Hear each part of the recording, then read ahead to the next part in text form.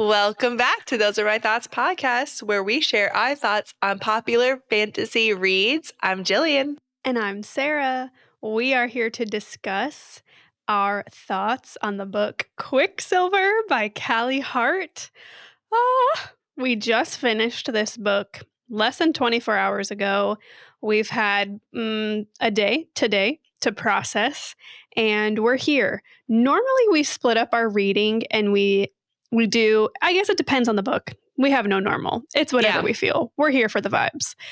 This book, there was no stopping us. There was no stopping us at any point to come here and collect our thoughts. So we read the entire book through, which means this episode is spoilers for the entire book. We're going to be talking from beginning, middle to end. We're also going to have a part 2 for Quicksilver. And in that episode, we are going to listen back to our voice memo notes because holy cow, Jillian and I couldn't shut up. So many notes. When you come back for the episode, you're going to be like, is this? Like, I told Sarah, I feel bad for future you editing all of these because we could not stop. I was like, it's a good book when almost every chapter needs a voice note from me. Like, that's where we're at. It's almost turning into a retelling of the book, but in the best way, especially because we both loved this book. I won't get into it, but we both love this book. Me listening back to our voice notes while I'm editing right now is the best because I'm back in the world as I want to be right now. So that'll be part 2. We'll do that. And then we'll talk about predictions, fan theories, what we predict for book 2 that's coming out in November. And Kingfisher's POV chapters.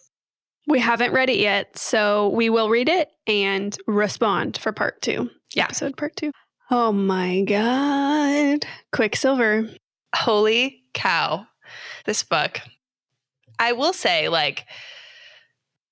it probably took me, I liked the book from the beginning, but same to most of the books we read, it took me a while to get into it and really start loving the characters. And I don't think it was until we left the first castle. I don't even remember what the name is of that castle where Bellicon Winter is. Palace? The Winter Palace. Thank you. Okay. It wasn't until we left the Winter Palace that I really started to, there was some moments at the Winter Palace. I lied, but 2 makeout scenes, no? No, 1. One makeout scene.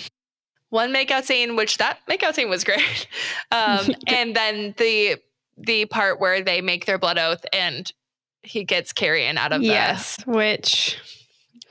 But up until we really got to those parts, towards the end of Winter Palace, is when I started getting into it. And before then, it took me a bit to get into it. And then even after that, once we left the Winter Palace, there was a chunk of time where I was like, what's the vibe here before we really got into the heavy tension building between her, Saris, and Kingfisher, where I was like, oh, here we go. And then once that started, the first time they had sex to the last time they had sex was, I couldn't read fast enough. I was sprinting through those pages. But so true. Holy cow. I mean, it's true. Even if thinking back to her guys, this is how fast we read this book. I barely remember anybody's names. I barely remember any location names. So bear with us. When she was in the first location, her home, what's her home's name? Oh, Zelvarin. Okay. That place. When she was there. Sorry. If I would have seen that on a paper, I would not have picked it out as that being correct. Zelvarin, or the Silver City, is where she's from. Silver City. That rings a bell. Thinking to that, thinking to the Winter Palace, thinking to his palace, whatever his home is, Kalish. Those feel like separate books. Maybe because we read so fast, I'm not sure. But thinking back to her home, her being a low life, deep in poverty, stealing everything to get by, that feels like forever ago. Wow. Well, and what's so wild is that we spent a lot of this book worrying about somebody we met on page, not worrying, I didn't worry about him, but she spent a lot of this book worrying about her brother, who we got on page met for 2 seconds, like literal 2 pages, and didn't come back the entire book. So we have not seen what's happening with Hayden or Elroy since the beginning of the book. We've heard from Carrion what's happening, and we didn't hear anything else with them for the rest of the book. So I'm excited to see what their story is going to be, because I know they're going to go back to Sylvarn eventually. They're going to get back there. Obviously, the ending with Madra and everything, so we have to go back there, I'm assuming. I really enjoyed that Callie Hart wrapped up things for us as much as she could in the end of the book. You got a little bit of an answer to everything. So there's other authors that we read where it's like end a book is end a book, and it's just like cliffhanger, middle of the story. What happened? Cold water, like that's it. This definitely wasn't like that. I appreciated it. I appreciated that whatever story plot line she opened, she kind of gave a like, here's what'll be next. And Hayden was one of them. I was fully in belief that, here's another name, when they showed up to the place, the labyrinth, Sansaroth. Okay, when they showed up there. Right? Isn't that where they were? Or maybe not. Actually, I don't know where the labyrinth was. I don't know. And I think this book has a map, but I read on Kindle, which means it's impossible to flip back and forth. I know. Please tell me. I'm really close to it actually right here. So let me see if I can see. That's one reason that Kindle gets a thumbs down from me. But before I lose my train of thought, when we were there and we're figuring out like, oh, these 3 are in cahoots together, I was certain that Madra was going to have Hayden with her to like get Saris to do what she needs her to do. And Hayden didn't show up. Hayden literally never shows up again in the book. Yes. Is there a map? Yes, there is. Okay. The whole part of the vampire location is Sansaroth. But I think the place with they go into the labyrinth, which is there, but it's like the game that he made for him. Amontreath. Here for the vibes. It doesn't really matter, honestly. Nope. They were over there with the vampires, which, okay, that's another thing.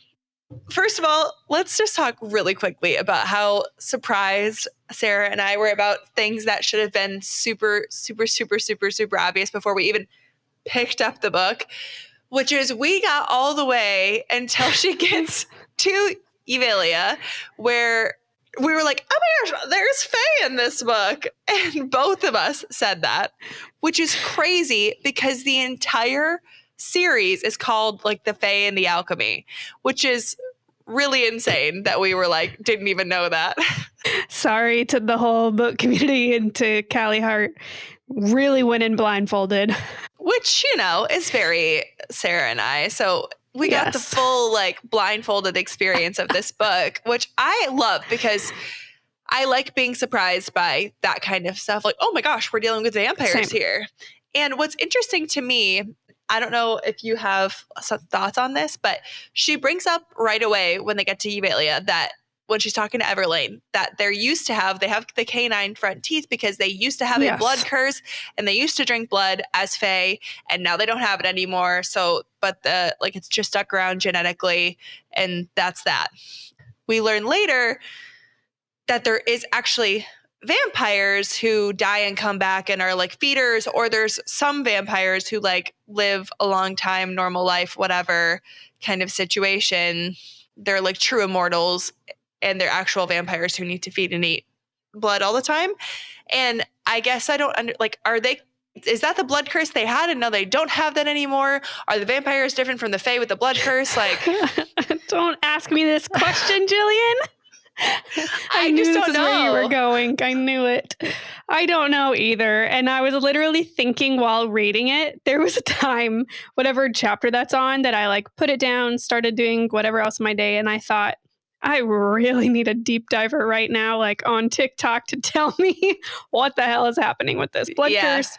Why are you still a vampire? Because it's not like she didn't tell us. The author described it many times in the book. I just don't understand it. But she almost described them separately, like Fae with blood curse and then vampires, they had a name. It was like, it felt different, but then also they were using blood curse with the vampires later as well. So that was really confusing to me. So I'm not sure. Here we go. And the internet can tell me if I'm wrong. I think the blood curse is how the first vampires were ever made. The blood curse got introduced. They created like the kings at the time or whoever was in the highest power. They became the first vampires. That is the blood curse. However, all the people in power got killed off besides Malcolm. Mm-hmm. So Malcolm is just the oldest and the original of whatever that curse was. But everyone else, it's died off in the generations. Yeah. Does that answer the question? I don't know. Okay. Sure. I don't even know what the question was. It's okay. Okay, but something that is fun and is in our voice notes is that as soon as the canines were introduced, that vampires were introduced, you and I have read by Carissa Broadbent, The Serpents and the Wings of Night series. This is not a spoiler for it. You know going into it that it's a vampire world. Yeah. In that vampire world, feeding on each other leads to sexual things. And so as soon as in this book, vampires were mentioned, and especially when she asks Lane, like, your teeth, can I see your teeth? And she's like so embarrassed, like, you don't ask people that. As soon as she was embarrassed by it, I was like, great, this is definitely going to lead to sex between some characters. And then I just love that bar scene where she's like still being this dumb, naive human. And she's like, Lorith, I just don't understand. Tell me about the teeth. He's like, and all right, he's sit down. I'll tell you. It's like when you have to explain that moment, you've had that moment with somebody else who is like, it's like when you're in high school or early college when everyone's like really starting to figure out like, life. And you have to like explain some stuff to people. And you'd be like, someone asks a question and you're like, you don't know that yet. And they're like, what? And you're like, okay, here we go. I'll be the one to tell you. Yeah. I'll be the one to tell you. And it's kind of like, I just saw his moment where he was like, you've never experienced this, so how would you know? And it's kind of like, I might as well tell you because you're going to find out anyway. Yeah. So it's, I love that he just said that. He's like, all right, I'll tell you. He's like, and everybody else is avoiding it. Lorith. Oh, okay. We can talk about Lorith. I don't know. I'm jumping all over the page because I haven't gotten to talk about this book. Well, it's easier to talk per character almost because they each have like their own character development. Well, do you want to start with Ceres then? She's the first person we know. And then Carrion's the second person we know. Carrion. I cannot wait to get to Carrion because you and I did not talk about what I read last night in the last couple chapters of this book when it regards to Carrion. They're Carrion heavy. I know. Screaming. I know. And I'm seeing theories already online. Okay, wait. Tell me your thoughts on our FMC, on Ceres. Don't even know her last name. Fane. Ceres Fane. Ceres. Oh, not Ceres. Ceres. It's like your name with is. I am Ceres. Sarah. She is Ceres. Exactly. Do you like this FMC? She's not my favorite of all time, but I like her. To me, she is neutral. She is not annoying. Yes. Sometimes FMCs really piss me off in a lot of things. She did not ever piss me off. You have a moment that she pissed you off. She didn't ever piss me off. I thought maybe the way that it was written, I would have preferred the moments of her almost having epiphanies or going from that's so strange into oh, I get it now. I wish maybe those would have been a little bit deeper or more there. I just felt like everything was kind of a simple answer at some points, but that's not her fault. Yeah, you brought that up. The author wrote where she introduced this kind of major question and then answered it within 2 pages. A lot of times, yes. Multiple times in this book where I was like, oh, we didn't have to think about that for very long. I'm not used to that in fantasy romance. There was some things where we were kind of questioning the whole time. Okay, the tattoos, right? That comes up multiple times. And then later she really figures out what they mean and then she confronts him and then figures out all of it behind it or whatever kind of situation. That moment was a little bit more drawn out. There was a couple of hints to some other things before where maybe we could have questioned it, but they didn't mean that much. And then when we really started questioning it, she answered it 2 pages later. We were like, oh, okay. Yes. Which that's okay. Different writing style. It didn't bug me. Don't need to read into it. Yeah. It did not bug me at all. But I will say I won't blame that on Ceres as a character. I do think my only bone to pick with her was how quickly, like, she was so mad at Kingfisher because he was being a jerk. Like, she was genuinely angry with him. Okay. And I get they're mates. So, like, that is playing into this whole situation where she gave in so easily the moment he was like, gave her like a little bit of the softness. She was like, all right. The moment, because she didn't give him any shit for it. Like, she wasn't like, how about we talk about how you've been a jerk to me? You want to have sex with me now? Like she. This is the part that pissed you off. Yeah. Yes. This is the only part that made me mad with her. But she did give him a lot of shit the rest of the time. Like, in between when they were tiffing with each other, there was a lot of banter back and forth where she was actively giving him stuff back. It's just like the moment he gave in to the other side, she just like flipped like so fast. So I hear you on that. And it's funny. I feel like that is actually your stance on most FMCs. Like, you want them to punch back a little bit, which I completely agree with. That could be my personality too, because that's what doesn't matter. I think maybe you want like people to do how you would handle it. Like, this is how I would handle it. Like, if somebody was treating me like crap for that long, the moment they flipped, I'd be like, I was like, you gave him so fast, girl. He's been a jerk to you for the last however long you've known him. Like, okay, but you are making me realize. At first, I'm saying like, no, I didn't have any problems with her. She was cool, but what I am gonna say, I thought was maybe a problem with Fisher, but I don't know which way. And I know that it's supposed to be written this way. I know the dynamic's supposed to be written this way. However, it actually rubbed me the wrong way. Okay, he's morally gray. He's supposed to be very abrasive, very, like, he's really trying to push her away. He's not trying to take care of people's feelings. He's trying to be a dick. So I get it. However, my perception is that she actually took it. And she took it often. And I felt like there was maybe like a portion in the book where she just kind of decided to start staying quiet. And we get her inner monologue where she's like, I think he's going to come back. No, he's not coming back. Oh, interesting. Oh, she's almost like built up these walls to where she's avoiding conflict with him. Didn't love that. And then this is a silly thing because I like where it leads to. I know. With how much he was being a dick, he created insecurities in her, which we're talking about a toxic relationship in general. So this isn't real life. This is not life advice. He created so many insecurities in her that it was actually really sad for me to get her inner monologue when there was so many moments that she was guarding herself that she shouldn't have needed to guard herself. And she's like, I'm waiting for him to like emotionally attack me right now. And it doesn't happen. And her shock every time, I was like, oh, girl, not a good relationship. Well, I know. And I think I sent you a voicemail. I sent you a voice note. An email? Did you email me? I sent you a voicemail. I sent you a voice note towards like, I don't know, 35% of the book, 40% of the book, something like that, where he was still being an outright complete jerk to her. And I was like, they've already probably made out twice.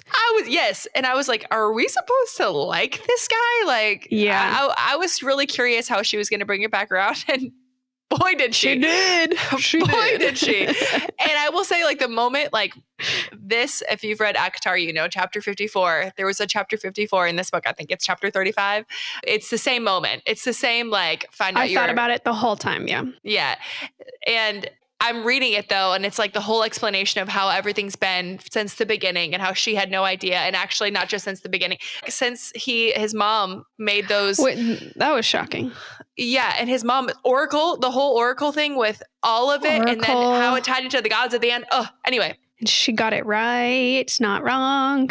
And how the god of chaos was the one pulling the strings. Like, that is so crazy to me. Anyway, before we get into that, that whole scene where she confronts him and he's like, I was putting up these walls. I had to do this for me because I thought it was the right thing to do, whatever, which I predicted from the beginning. That's kind of how it would be. Like, he's putting space between her and him for a reason. He doesn't actually mean any of the things that that he was saying. Kind of the situation, obvious, which was what it was. You know what I mean? Mm-hmm. And the thing that was made it like kind of easy to believe that is because of all the relationships and how he handled every single other person around him, which they all adored him, loved him, the servers, worshipped him, everybody, cooks. Yeah. Everybody was like he's the greatest guy ever. And she's like, he's a dick. Like, what are you guys talking about?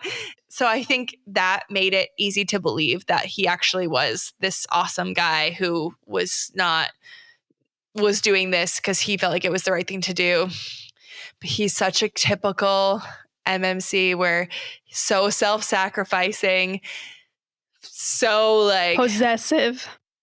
Oh, to an extreme. I was so like, I was not, some of those moments, like, I was like, jaw on the Which floor. it's funny now thinking about it because he really had something against Carrion because they had slept together. How funny is it now thinking about that Carrion was Fae the whole time and could smell everything that everybody else could smell, like understands the possessiveness, probably understood they were mates before she did.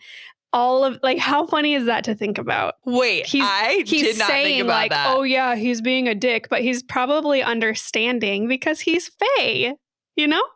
Okay, Carrion, way this character, seriously, oh my gosh. The way this character, he came back in and I was pumped already that he was back in the story because we got that like you were banter. So happy. We got this banter at the beginning and I was like, oh yeah. And then the love triangle thing came into play immediately. He brings him up, drops him down. It's Carrion. I understood immediately. And I told you, I was like, I think it's because they had sex before. That's why he brought him back instead of Hayden, because that's where he's smelling her on him. When he brought him back, I was like, oh yes, this is going to be so much better than if he brought Hayden back. I was wondering how he was going to come back into our story. Now, it shocked the crap out of me how big of a part he played in this story. Yes, me too. Because I did not see him. I saw him. Obviously, we got the story between him telling us about his grandmother, telling him these stories that couldn't have been written down or whatever. How did you get these or whatever kind of situation? And I assumed she was Fae. Or I don't know what I assumed, but I did not think he was like full Fae hiding in plain sight, like glamour to be human. I thought he was Fae once upon a time and it had dwindled out of his system and he had maybe like a tiny spark of magic. Yes, like Saris. That's what I thought because I did not see it becoming full Fae at the end with all of that. But the moment Malcolm smelled him and was like, you smell weird. I was like, that's coming back. Oh, there, it's back. Oh, okay. It was really like, that was crazy. That's part of the storyline was wild. I really enjoyed that. I really enjoyed that we didn't get all those answers until the last chapter. And it's like Carrion telling his story. Really loved that. I did too. He's just homeboy. He's the best friend. I love these characters in these books. Like always my favorite. He's such comedic relief. He's the perfect comedic relief. He was so funny. All the she's like, please don't tell me you don't like Danya. And he's like, I don't know, hot blondes with an attitude kind of make my dick hard. Like I was like, oh, like he was seriously so what was the funny. moment where they're like, don't take him to see the witches, and Lorith is like, no, like he'd be fine. They're all like basically old hags. And somebody said like, no, he'd probably make a bet with himself like if he could lay a witch. And he was like, yeah, don't take me with. I'll definitely do that. I was dying. He was so funny. I even loved down to the like his sword was made by him telling jokes to the Quicksilver. Like that part, like all God. of it. Oh, this makes more sense now. He's a Fae. That makes way more sense why the sword chose him and saw him worthy. I was like, this is pretty big for a god sword to be going to a human. Yeah.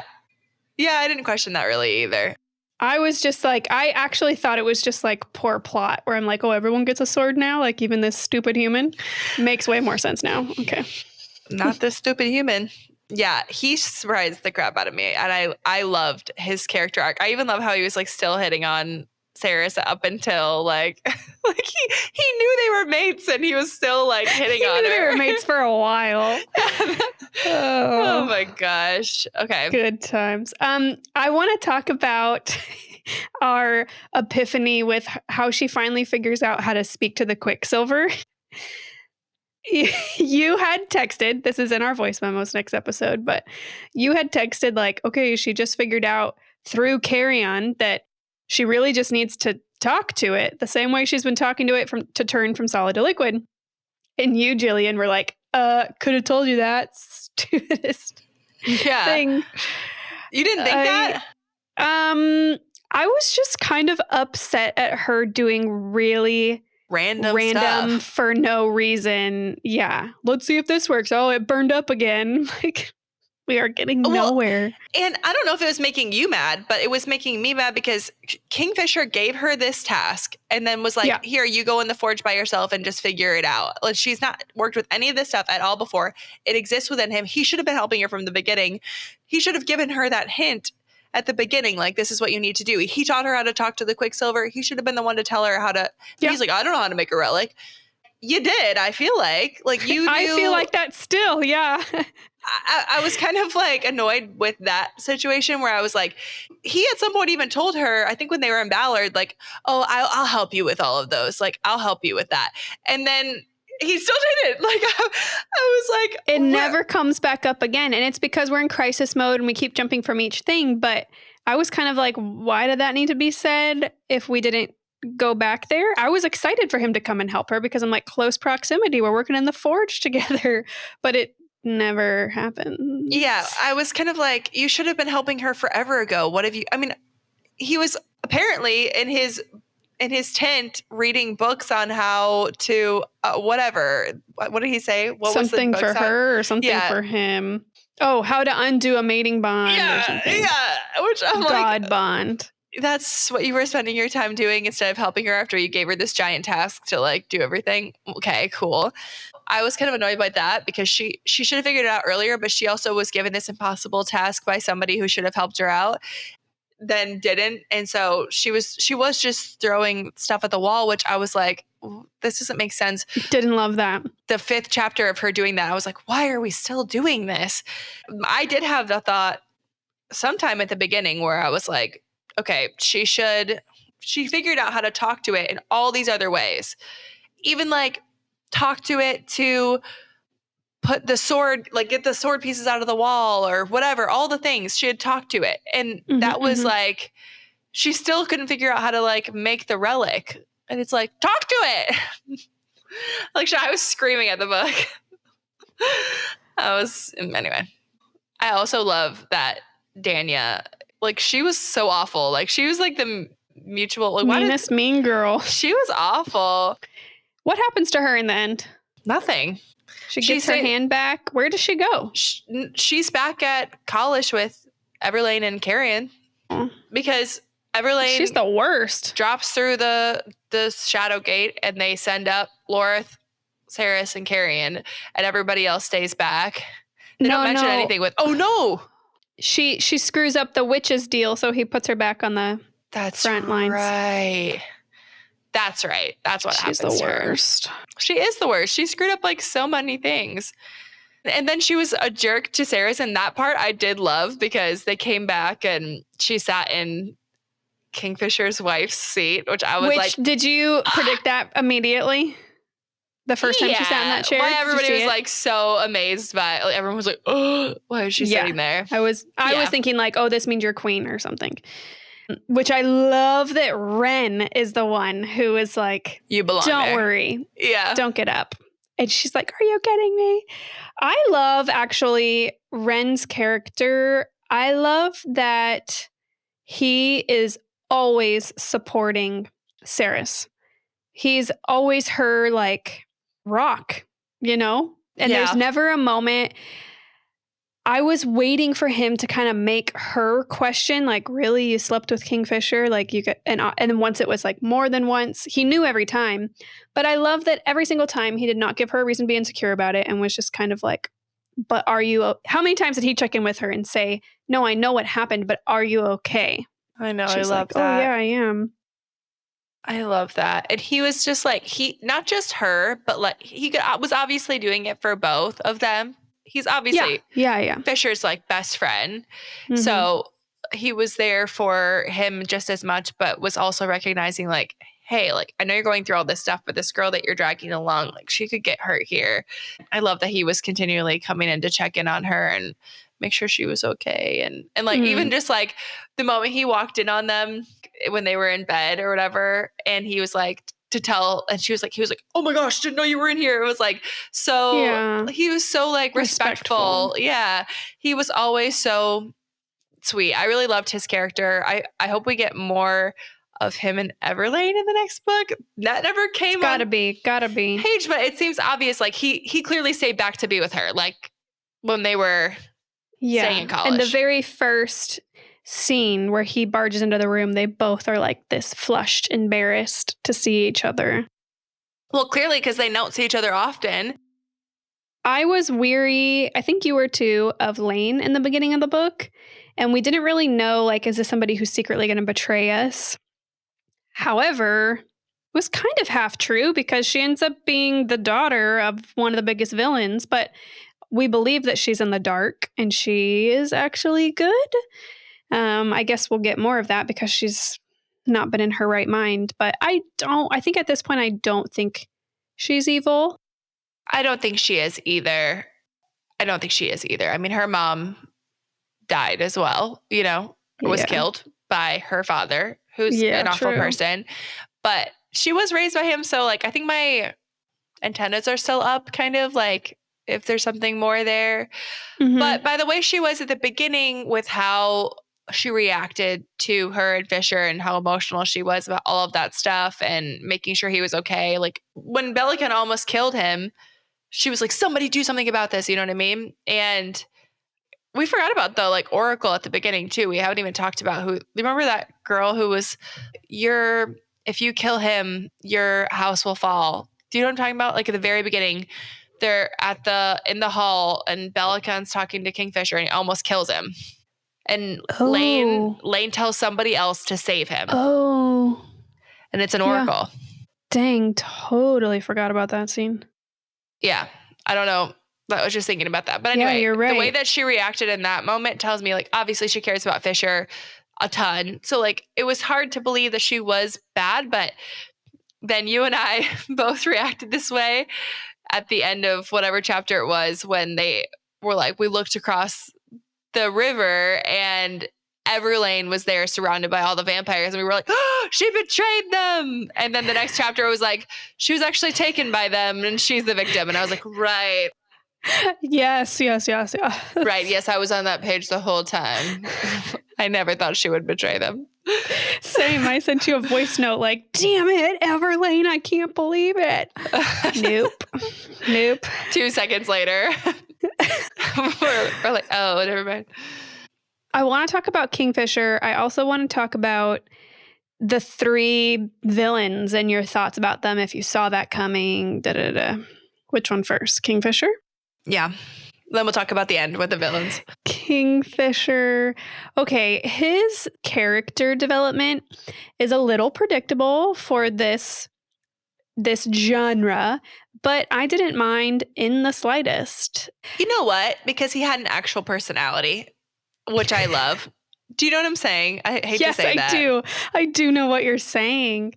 So true. There are some MMCs who just like are the good bones of a good MMC and just like still don't really have a personality. But the banter was really there a lot. And I really loved some of the things he was saying to her about her, blah, blah, blah, whatever. And all of the little intimate moments that we got once they really gave in. How many times was it like he linked his finger around my pinky and I was like, oh. So touching fingers on the bathtub. Like, yeah. Or like just, she's like, where are you going to go? And he's like, I have to go take care of this. You go over here. I'll see you in a little bit, whatever. Comes to get her. Even the moment where she was like pissed at him, was like, I'm sleeping on the couch. And he's like, you really think I'm going to let you sleep out here? And he had prepared that whole house for her with all the candles and everything. Like, he got me. He got me good. I feel like his story was pretty devastating in that he was so incredibly self-sacrificial too. So he went through a ton and his mother got killed and all of the horrible things. He got pulled from his family, from the place he grew up, had to grow up in a place where they didn't really care about him, love him, anything. And then we find out at the end what happened in Gilithrine, whatever it's called, when they had to burn the city to the ground, the deal he made and all that kind of stuff, where he spent the last 100 years. Just so devastating. Really devastating. I'd already forgiven him before we heard all of that, but just to know what he went through over the last 115 years or whatever was just like, it made me have a ton of empathy for everything Definitely. He was in this whole first part of this book when he was being a jerk. You know, he had all of these things that he went through, and so it was hard to hate him then, you know? You're like, oh, shoot. There's a couple things with him. So we're back with a ginormous age gap. He's like 800 years old. 1800. Oh my God. So every once in a while that popped back in my brain and I was like, don't think about it, Sarah. Don't think about it. He also was the MMC to go the most like kinky during sex. We aren't, you should know, we have started in like lighter, I guess like we're not in dark fantasy. We aren't in this world. So if you've read a lot of those, there's a lot of books that are towards that side that we don't deeper read or haven't read yet. And so sure, it was a bit of a surprise for me as well. Yeah. I think because of the very first scene where I was like, oh, there was no even like consent. It just happened. It's like, here we go. Here's no judgment, but it just caught me off guard. Well, and she obviously wanted it that way when they were. Absolutely. It was definitely both ways. Yeah. Like she was very like, choke me, bite me, wow, all the things or whatever. Me. Yeah. I was like, okay, girl, like all you. Not me, but all you. Yeah. Yeah, exactly. But you're right. They were definitely like very angsty, aggressive. Like they were at each other. It kind of made sense because they were already like at each other's throats. Like you could tell there was 3 sex scenes and each of them got more tender and sweet and loving and they all got more vulnerable, which that's why I'm not against this in any way. I loved it for the plot, but it definitely made getting more vulnerable, more intimate, just that much more beautiful reading it. It did. That first time though, I was like, whoa, that was. Well, also you're trying to believe that he like kind of wants to kill her still. So I'm like, wait, is this like, did he trick her into getting into bed? Like, no, Sarah, they're both enjoying this. I know. Yeah, that surprised me for sure. However, I love the leadership we see from this man. The leadership, the honor. I think, he pendulum swings, so he goes a little bit too far of which he has a lot of grief, makes sense, of the self-sacrificing, but all of the stories of his leadership and his virtues and that is what I'll remember when I remember Kingfisher. And don't call her Sunshine. The way she's mine when he says, oh my gosh. Yeah. He's like, when he comes back and he's like, do not share food with that man again. Do not do that. And I read it out loud to you in a voice note because I was like, I need to verbatim read this. I sat up in bed when I was reading that when he was like, she is the everything, whatever. You should call her Majesty. I was like, oh, yeah. I'm like, I am not reading this right now. But the thing is, he had why was he saying that? That's what I want to know. Because why was he saying that? Good question. You should call her Majesty. Well, maybe in his mind, it's like she's going to come into with me, He's a lord. But like now she's queen of the vampires, which... I was not expecting this. This was the surprise of the book for me. Were you expecting her to turn vampire? I was expecting her to turn fae. Me too. I was expecting the predictable as soon as they were like, well, this is kind of tragic that we're mated together. Like my human lifespan. I was like, don't worry, girl. We're in a magical land. You'll get a extended lifespan in a moment. So I just assumed she was going to turn Fae somehow. I actually assumed that it was going to be like I'm dying, something save me, which it was. But didn't expect the vampire stuff. Also, what is this past relationship with, what's the guy's name? Talladega Nights? What's his name? Taladeus. Talladega and Kingfisher. Obviously, they're buds. What's this? Oh, yeah. Yes. They've obviously been working together. And it was that formed when he was in captivity, or was that formed before? Over his 1,800-year lifespan. Yeah, I don't know. That's a really good question.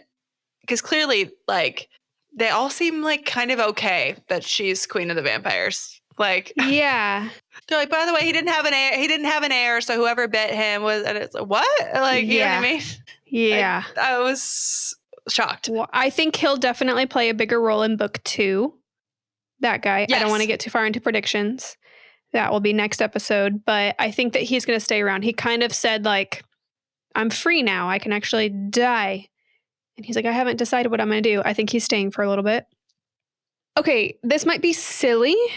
I know that you recognized it too, but I think it means more. When the last question he asks her of the book was, did I do the right thing?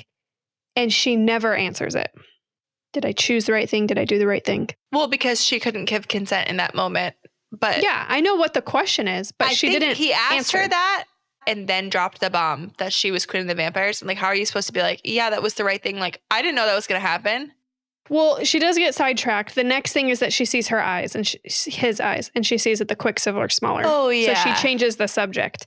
But I feel like it's intentional placement. I think that made me think that in book 2, we're going to get some like disagreements between the two of them. Are we going to get a little bit of resentment? I don't know.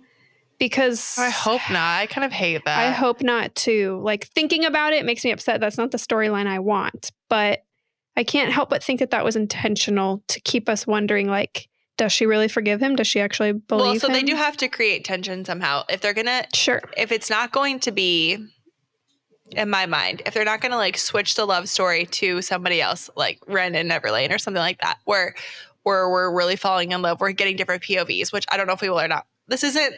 We should not talk about predictions. Sorry. But Callie Hart has said book 2 is dual point of view, POV, between our two main. Interesting. Yeah. No, I'm thinking about it. You're processing. Yeah. Okay. Interesting. Well, I'm just saying, like, to have 3 books where we still love the same couple because we completely fell in love with them. We got kind of a whole, like, enemies to lovers, mated and everything in book 1. In book 1. Yeah, it's so true. That's not common. It's like, okay, we got like their full kind of love story arc in book 1. So to keep them, like, they kind of have to pull them apart for us to bring them back together in book 3, which, you know, I hate, but it does have to happen because it can't just be nothing now. Like, oh, they're just happy. Like, they can figure out side by side how to rule a kingdom. But there has to be something. Well, we got 2 other big bads to... Okay, we'll talk about this next episode. Let's talk about the end of the book. Let's talk about the labyrinth.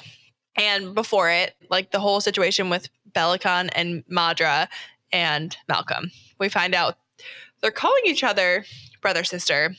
Is that legitimate brother-sister or, like, brother-sister in crime? I think the second option. Yeah. I think. Okay. Malcolm's dead. Here's what's curious, right? So they tried to kill Belicon, and he was like, you can't kill me unless you kill all this. 3. But then they killed Malcolm, and he's dead. They're like, he can't come back. We, like, fully decapitated him. Like, he's gone. Like, there's no way to, like, turn to ash. Yeah. put him back together. Like, you know, yes, right. So Madra skidded off. You know, it's interesting. They put Malcolm in the head seat for the big bad this time, and this has been happening in a lot more books. Do you think the gods... I shouldn't be talking about predictions, but it's hard not to when you talk about the end, because now we're talking into, like, what happened. But she has this meeting with the gods. Obviously the gods play a bigger part in this. And they kind of brought it back because like I kind of forgot about the gods because we hadn't talked to them about them in so long. So when she brings it back and now the Quicksilver is actually the gods, I was like, whoa, that was kind of mind blowing. And then she gets pulled into The Quicksilver is the gods? Who she was talking to was the god of chaos. He is Quicksilver? No, I don't think so. They deal with Quicksilver and they deal with it, yeah. And it's like moving through the realms and all the realm. stuff. Yes. Well, yeah. And so they can, that's how they speak to the gods is through Quicksilver. The freaky twin sisters was giving the shining. Do you think we're going to meet more alchemists? We should talk about this next episode. Never mind. Don't answer that. We'll ask that next episode. Stop. Yes, stop. Okay, so Malcolm dies. Yes. Malcolm dies. Belkion, whatever his name is. Bellicon. Okay. I was actually pretty shocked that he was a big bad. I thought he was going to be secondary. Obviously now he's going to be more forefront because Madra to me I thought was a more background villain as well. And now there are only 2 villains left so that we know of. I have more questions about Madra than I do. I was going to say, this isn't the first time they've presented a big bad and a secondary big bad, and we thought the secondary one was going to be secondary, and they turned out to be the actual worst person. So it wouldn't be the first time that we've read in a book. So I am not surprised, but they haven't like set them up in a way for us to like really care about how bad they are yet, Because we were given the way to kill Madra, like what happens to her when she dies, because her mom is essentially the one who like shared her soul with her, and that's why she's immortal. Mom is waiting in the realm, like because Madra hasn't died. I feel like we will get a death of her next because it's almost like we were given the steps of what happens when she dies. But yeah, I guess I'm still processing this ending. Like we won't go into it, but a thought I had while reading the end was, so she's queen of the vampires now, which essentially to me kind of means like she's queen of hell. Like she's queen of all the worst things. She's queen of the half dead people, the feeders. What? Question mark. But they've been turning people and she thinks it's wrong. So I think it's a chance to like not have any feeders anymore. Yes. Like her to right that wrong. Yeah, I see that. But she's always going to be a vampire, which is really crazy. Or half, which I don't know what that even means. Like Apparently they don't know what it means either. Okay, we're at the end of the book. Wait, we didn't talk about Ballard. Oh, favorite ever. I know, your literal favorite scene. Oh, I think that old woman needs to come back into play. Why does she know him so well? Why? I know. Oh my goodness. I thought she was going to be like the witch that we needed or the oracle that we needed. I was a little frustrated with that scene because 2 things. One, they like, nobody tells her outright, like, she's not like, how do you know this place? Like, why are you not asking questions? That does make me so, I know that like, I know that writers have to do this to save some things for the future, but like, sure. If it were me, I'd be like, he takes me somewhere. Sorry, I'm like, where are we going? Oh, hey, where are we? Why are we here? Hey, oh, that's really cool. Oh, you grew up here. How do you know those biscuits? Do you come here every year? I would be asking questions. How do you know those biscuits? How you know them biscuits? But like, it was so sweet to see the like relationship, but like, I'm so frustrated that we know so little about it after going to this place. He drags her to his mother's apartment above the bakery. I believe so. Yeah, I believe so. Because it's like his childhood, like I think she maybe grew up there. Like he's got like a childhood room there and it's like an apartment above the bakery.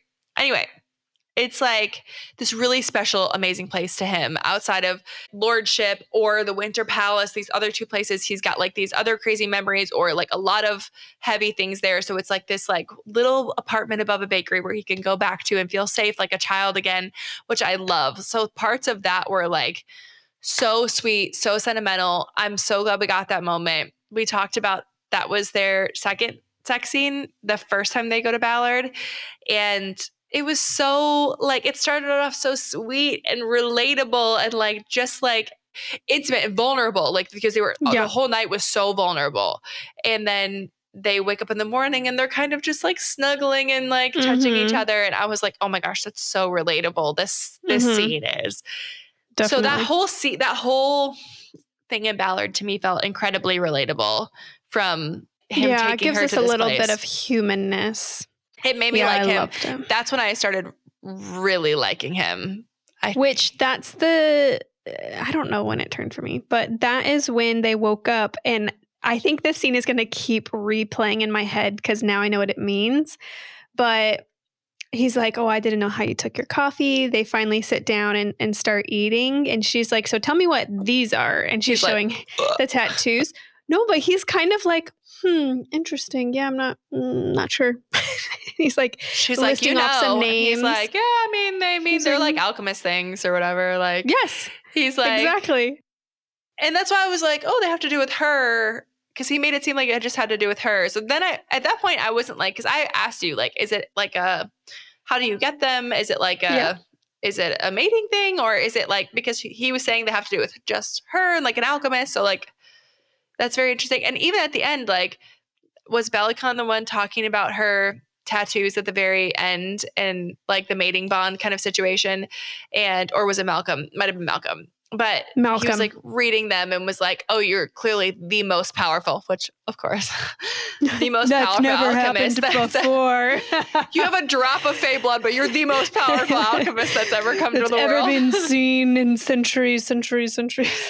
Like what? So, but anyway, so part of it did have to do with like her as a person, which I'm confused how that all has to do with their mating bond. And obviously the God bindings were like their God's blessed relationship kind of situation, right? Yeah. But I do think that moment she found out and then she confronted him, like I did love that moment where Telena was like, oh yeah, no, like we know we put them on ourselves because like that's the thing that doesn't happen anymore. Like no one gets those. Like that was the thing that used to happen. And she's like, right, of course no one gets them. Yes, no, why would anybody get those? I loved that scene. She's like, what about if they had like things around their wrist? She was like, oh, the God binding? He's like, no, nobody gets those. Never. Definitely not that too, for sure. So funny. And then she like walks up, she's like, imagine, I like how she tells him, she's like, imagine my surprise when I figured it out. He's like, I do like their banter in those moments, how she confronts him. There's a couple times where she confronts him. I like how she confronts him. Mm-hmm. I enjoy that. Mm-hmm. I really liked those. We need to save some things for the next episode. We have one more thing to talk about. What is it? We didn't really talk. We started to talk about him at the beginning, and we didn't really talk about Lorith. And I want to touch on Lorith really quick because I told you this very early, where we had gotten 2 scenes with him, and I was like, I love this man. I love this man. I love this man. And I was crying during his song and his scene. So was there. When he got the sword and it became his. The moment it like nicked him, I was like, it's his. You know, he was like, oh shoot. I was like, that part caught me by surprise. Did it? I was really focused on the song. That's so funny. But I love that he had everything to do with that and he got that power and he deserved it. And he like his whole thing was like he was such a good guy. He was like, yeah, he gave me part of his soul to save me. He didn't even know me, talking about Kingfisher. And he's like, if he dies, I'm right behind him because I'm never going to make him go through that. And he also was a singer, and this guy gives him a piece of his soul, and he's like, guess I'll be a warrior from here on out. I was like, he didn't have to do that. Kingfisher was basically like, go on, live your life, have a beautiful one. And he's like, guess I will forever be. Well, that's what makes me laugh about, we should have known immediately who the sword was going to go to for either, because both of them, the Quicksilver was like, okay, well, I need a song then. And of course it was him. And then with Carrion, it was like, okay, well, I'll make this sword, but I need a joke. It was kind of like immediately just like for whoever it was supposed to be for kind of situation. Mm-hmm. So I did love those little like nods to their love that holder man. Or whatever. And I do love how like the angel's breath went up in the air and Kingfisher was like hollering for him. It was just like so excited. Yes, and I just what a cool power. Yeah, but also it's just like so sweet. He's just like so excited like for his friend to have this power he's never had. And he's like, you've been faithfully doing this job for years and years without the sword. Like, you deserve this. It was just freaking Dana. She did not deserve it. Not in a million years. Not before Lorith. No, and I love that moment where Ren was like defending where Saris was sitting, and she's like, are you kidding me? Like, this stupid human. He was like, she literally disarmed you in like 0.5 seconds. So I would maybe shut up if you were you. I love these that. Stupid weak humans. Anyway. So I have been hearing that this is one via TikTok and one person that messaged us on TikTok, separate things, that this book is like one of the top best romantasy books to listen to on Audible. I've heard a couple clips of it, and I heard a clip of a guy who played Carrion, and I was like, oh, love this. So for me, it's free on my Spotify Premium, and I'm just thinking like I might re-listen to that right now. That might be my next book, is the same book, but on Audible, because I don't want to leave them. I kind of want to, but we do need to decide on a next book after this episode is over. Yes, we do. Yes, we do. Okay. For now, those are my thoughts until we get to part 2, where we can talk about all of our predictions for next book and any fan theories. We're going to do our research and thoughts on Fisher's point of view chapters. That is what I'm reading tonight. Good. All right. Quicksilver, those are my thoughts. Bye. Bye. Thank you so much for listening. We also want to be your long-distance book bestie. You can find this podcast on all your favorite listening platforms. You can watch us on YouTube at Those Are My Thoughts Podcast. Follow us on Instagram, My Thoughts Pod, on TikTok, mythoughts.pod. We'd love to hear your thoughts and book recommendations. Email us at thosearemythoughtspod@gmail.com. Don't forget to rate, review, and subscribe wherever you listen. We love you. See you next time. Bye.